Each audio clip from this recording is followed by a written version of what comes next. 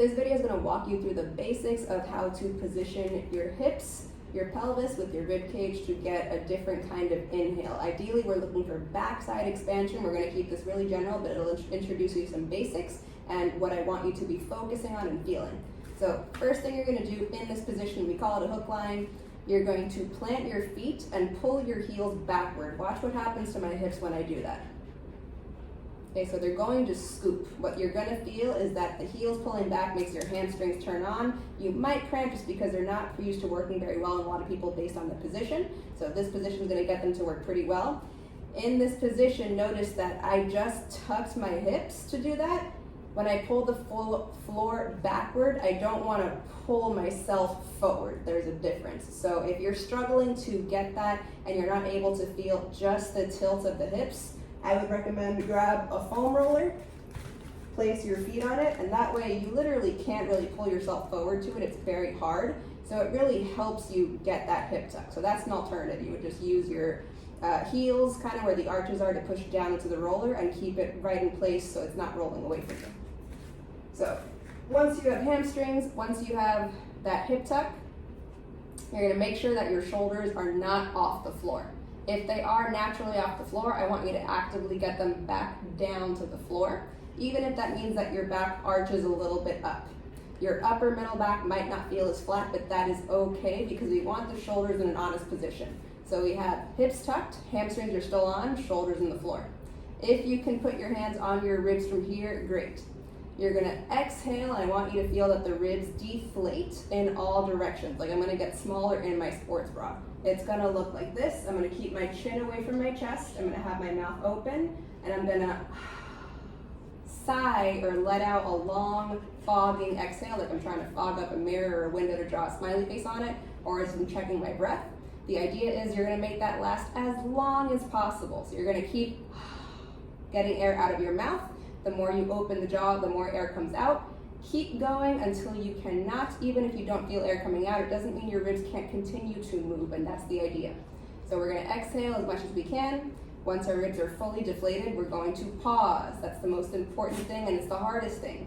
You're gonna pause 2 to 3 seconds without breathing. During this pause, you're gonna put the roof on the tongue of the mouth, you're gonna put the tongue on the roof of the mouth. It's gonna seal the airway. You're gonna keep your lips closed. And then through your nostrils, you're gonna allow air to enter. You're not gonna gasp, you're not gonna suck air in. If you're finding that it's hard to pause and inhale slowly and silently, then I want you to do a little bit less of an exhale.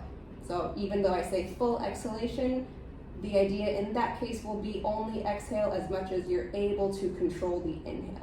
Okay, so I'm gonna show you a couple breaths so that you can see what it looks like. I'm gonna keep my hips tucked, my heels are constantly pulling back.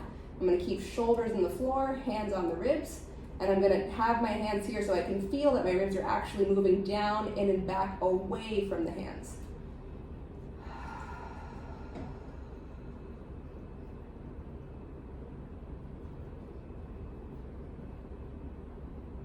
So the more I exhale, the more I feel like I shrink inside the sports bra. I'm now going to stop exhaling, seal my lips, put the tongue on the roof of the mouth, and pause.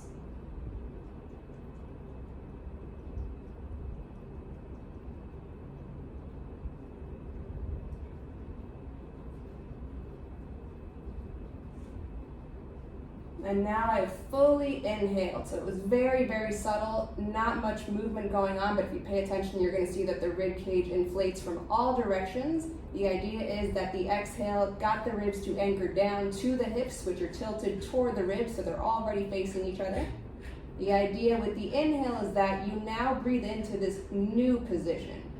If you inhale and let it all go, it defeats the purpose. That's why the pause is so important. That's why the slowness is also important. So again, once I have this position, ribs are gonna go down with the exhale. I'm gonna put my hands here just to show you so that you can see my whole body. I'm gonna exhale again.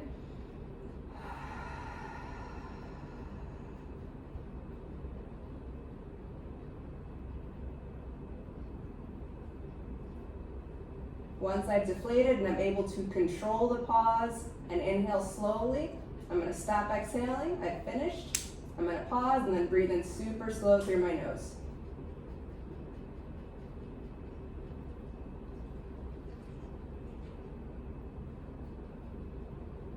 Once I've gotten all the air possible back in, but slowly, I'm going to exhale again.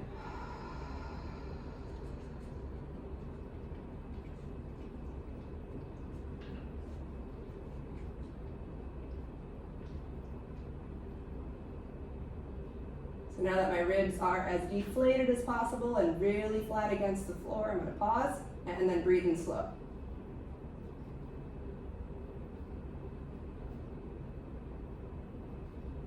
And you'll notice that everything inflates, but it's 360. So it's not only the front that's inflating, you're going to feel that you inflate or rather expand into the back, into the floor as well, and all around the rib cage.